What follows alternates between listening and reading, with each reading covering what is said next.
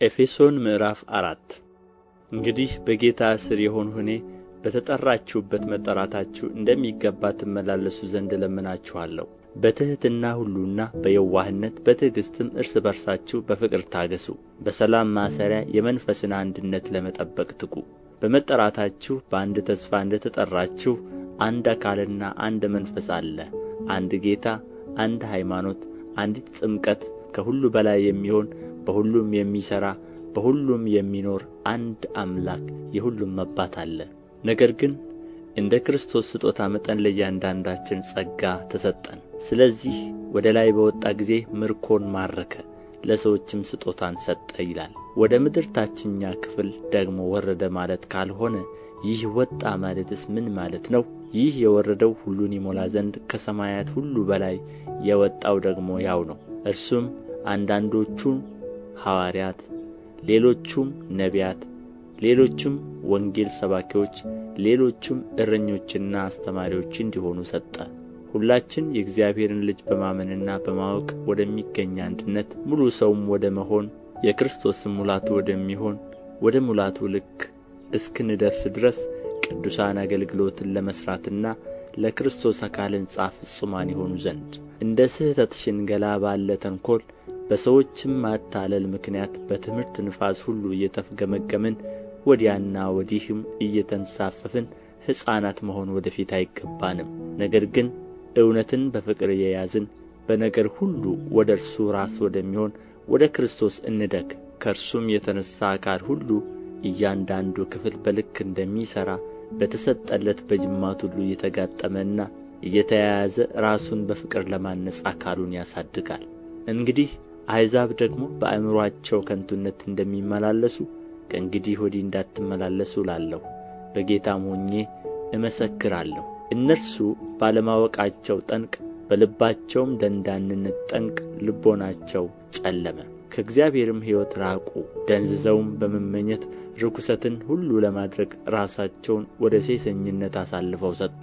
እናንተ ግን ክርስቶስን እንደዚህ አልተማራችሁም። በእርግጥ ሰምታችሁታልና እውነትም በኢየሱስ እንዳለ በእርሱ ተምራችኋል። ፊተኛው ኑሮአችሁን እያሰባችሁ እንደሚያታልል ምኞት የሚጠፋውን አሮጌውን ሰው አስወግዱ፣ በአእምሮአችሁም መንፈስ ታደሱ፣ ለእውነትም በሚሆን ጽድቅና ቅድስና እንደ እግዚአብሔር ምሳሌ የተፈጠረውን አዲሱን ሰው ልበሱ። ስለዚህ ውሸትን አስወግዳችሁ እርስ በርሳችን ብልቶች ሆነናልና እያንዳንዳችሁ ከባልንጀሮቻችሁ ጋር እውነትን ተነጋገሩ። ተቈጡ፣ ኃጢአትንም አታድርጉ። በቍጣችሁ ላይ ፀሐይ አይግባ፣ ለዲያብሎስም ፈንታ አትስጡት። የሰረቀ ከእንግዲህ ወዲህ አይስረቅ፣ ነገር ግን በዚያ ፈንታ ለጐደለው የሚያካፍለው እንዲኖርለት በገዛ እጆቹ መልካምን እየሠራ ይድከም። ለሚሰሙት ጸጋን ይሰጥ ዘንድ እንደሚያስፈልግ ለማነጽ የሚጠቅም ማናቸውም በጎ ቃል እንጂ ክፉ ቃል ከአፋችሁ ከቶ አይውጣ። ለቤዛም ቀን የታተማችሁበትን ቅዱሱን የእግዚአብሔርን መንፈስ አታሳዝኑ። መራርነትና ንዴት፣ ቁጣም፣ ጩኸትም፣ መሳደብም ሁሉ ከክፋት ሁሉ ጋር ከእናንተ ዘንድ ይወገድ። እርስ በርሳችሁም ቸሮችና ርኅሩኆች ሁኑ፣ እግዚአብሔር ደግሞ በክርስቶስ ይቅር እንዳላችሁ ይቅር ተባባሉ። ኤፌሶን ምዕራፍ 5 እንግዲህ እንደ ተወደዱ ልጆች እግዚአብሔርን የምትከተሉ ሁኑ። ክርስቶስም ደግሞ እንደ ወደዳችሁ ለእግዚአብሔርም የመዓዛ ሽታ የሚሆንን መባንና መሥዋዕትን አድርጎ ስለ እናንተ ራሱን አሳልፎ እንደ ሰጠ በፍቅር ተመላለሱ። ለቅዱሳን እንደሚገባ ግን ዝሙትና ርኵሰት ሁሉ ወይም መመኘት በእናንተ ዘንድ ከቶ አይሰማ። የሚያሳፍር ነገርም የስንፍና ንግግርም ወይም ዋዛ የማይገቡ ናቸውና አይሁኑ፣ ይልቁን ምስጋና እንጂ። ይህን እወቁ፣ አመንዝራም ቢሆን ወይም ርኩስ ወይም የሚመኝ እርሱም ጣዖትን የሚያመልክ በክርስቶስና በእግዚአብሔር መንግሥት ርስት የለውም። ከዚህ የተነሣ በማይታዘዙት ልጆች ላይ የእግዚአብሔር ቍጣ ይመጣልና። ማንም በከንቱ ንግግር አያታልላችሁ። እንግዲህ ከእነርሱ ጋር ተካፋዮች አትሁኑ። ቀድሞ ጨለማ ነበራችሁና አሁን ግን በጌታ ብርሃን ናችሁ። የብርሃኑ ፍሬ በበጎነትና በጽድቅ በእውነትም ሁሉ ነውና ለጌታ ደስ የሚያሰኘውን እየመረመራችሁ እንደ ብርሃን ልጆች ተመላለሱ። ፍሬም ከሌለው ከጨለማ ሥራ ጋር አትተባበሩ፣ ይልቁን ግለጡት እንጂ። እነርሱ በስውር ስለሚያደርጉት መናገር እንኳ ነውር ነውና፣ ሁሉ ግን በብርሃን ሲገለጥ ይታያል። የሚታየው ሁሉ ብርሃን ነውና። ስለዚህ አንተ የምትተኛ ንቃ፣ ከሙታንም ተነሣ፣ ክርስቶስም ያበራልሃል ይላል።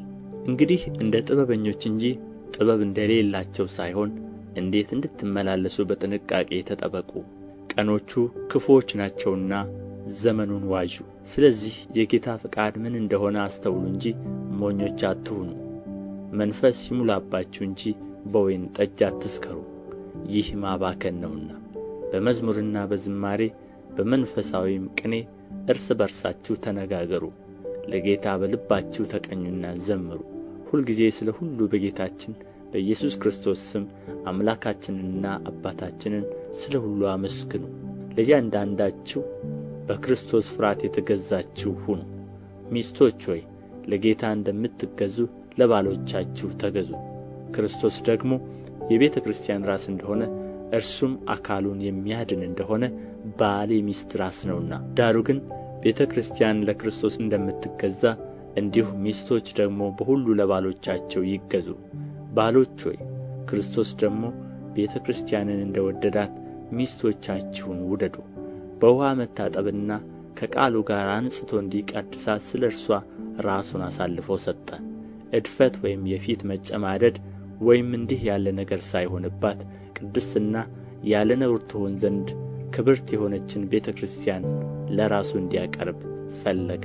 እንዲሁም ባሎች ደግሞ እንደ ገዛ ሥጋቸው አድርገው የገዛ ሚስቶቻቸውን ሊወዷቸው ይገባቸዋል። የገዛ ሚስቱን የሚወድ ራሱን ይወዳል። ማንም የገዛ ሥጋውን የሚጠላ ከቶ የለምና። ነገር ግን የአካሉ ብልቶች ስለ ሆንን ክርስቶስ ደግሞ ለቤተ ክርስቲያን እንዳደረገላት ይመግበዋል፣ ይከባከበውማል። ስለዚህ ሰው አባቱንና እናቱን ይተዋል፣ ከሚስቱም ጋር ይተባበራል፣ ሁለቱም አንድ ሥጋ ይሆናሉ። ይህ ምስጢር ታላቅ ነው። እኔ ግን ይህን ስለ ክርስቶስና ስለ ቤተ ክርስቲያን እላለሁ። ሆኖም ከእናንተ ደግሞ እያንዳንዱ የገዛ ሚስቱን እንደ ራሱ አድርጎ ይውደዳት፣ ሚስቱም ባልዋን ትፍራ። ኤፌሶን ምዕራፍ 6 ልጆች ሆይ ለወላጆቻችሁ በጌታ ታዘዙ፣ ይህ የሚገባ ነውና። መልካም እንዲሆንልህ ዕድሜህም በምድር ላይ እንዲረዝም አባትህንና እናትህን አክብር። እርሷም የተስፋ ቃል ያላት ፊተኛይቱ ትእዛዝ ናት። እናንተም አባቶች ሆይ ልጆቻችሁን በጌታ ምክርና በተግሣጽ አሳድጓቸው እንጂ አታስቈጧቸው። ባሪያዎች ሆይ ለክርስቶስ እንደምትታዘዙ በፍርሃትና በመንቀጥቀጥ በልባችሁ ቅንነት በሥጋ ጌቶቻችሁ ለሆኑ ታዘዙ። የእግዚአብሔርን ፈቃድ እንደሚያደርጉ እንደ ክርስቶስ ባሪያዎች እንጂ ለሰው ደስ እንደምታሰኙ ለታይታ የምትገዙ አትሁኑ። ለሰው ሳይሆን ለጌታ እንደምትገዙ በትጋትና በበጎ ፈቃድ ተገዙ። ባሪያ ቢሆን ወይም ጨዋ ሰው እያንዳንዱ የሚያደርገውን መልካም ነገር ሁሉ ከጌታ በብድራት እንዲቀበለው ታውቃላችሁና። እናንተም ጌቶች ሆይ ዛቻውን ትታችሁ እንዲሁ አድርጉላቸው። በእነርሱና በእናንተ ላይ የሚገዛው ጌታ በሰማይ እንዳለ ለሰው ፊትም እንዳያደላ ታውቃላችሁና። በቀረውስ በጌታና በኃይሉ ችሎት የበረታችሁ ሁኑ። የዲያብሎስን ሽንገላ ትቃወሙ ዘንድ እንዲቻላችሁ የእግዚአብሔርን ዕቃ ጦር ሁሉ ልበሱ።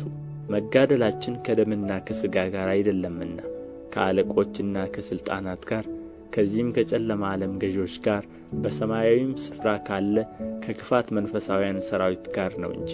ስለዚህ በክፉ ቀን ለመቃወም ሁሉን ፈጽማችሁ ለመቆም እንድትችሉ የእግዚአብሔርን ዕቃ ጦር ሁሉ አንሱ። እንግዲህ ወገባችሁን በእውነት ታጥቃችሁ የጽድቅንም ጥሩር ለብሳችሁ በሰላም ወንጌልም በመዘጋጀት እግሮቻችሁ ተጫምተው ቁሙ። በሁሉም ላይ ጨምራችሁ የምንበለበሉትን የክፉን ፍላጻዎች ሁሉ ልታጠፉ የምትችሉበትን የእምነትን ጋሻ አንሱ። የመዳንንም ራስ ቁር የመንፈስንም ሰይፍ ያዙ፣ እርሱም የእግዚአብሔር ቃል ነው። በጸሎትና በልመናም ሁሉ ዘወትር በመንፈስ ጸልዩ። በዚህም ሐሳብ ስለ ቅዱሳን ሁሉ እየለመናችሁ በመጽናት ሁሉ ትጉ። ደግሞ የወንጌልን ምስጢር በግልጥ እንዳስታውቅ አፌን በመክፈት ቃል ይሰጠኝ ዘንድ ስለ እኔ ለምኑ። ስለ ወንጌልም በሰንሰለት መልእክተኛ የሆንሁ መናገር እንደሚገባኝ ስለ እርሱ በግልጥ እናገር ዘንድ ለምኑ። ነገር ግን እናንተ ደግሞ እንዴት እንዳለሁ ኑሮዬን እንድታውቁ የተወደደ ወንድምና በጌታ የታመነ አገልጋይ ቲኪቆስ ሁሉን ያስታውቃችኋል።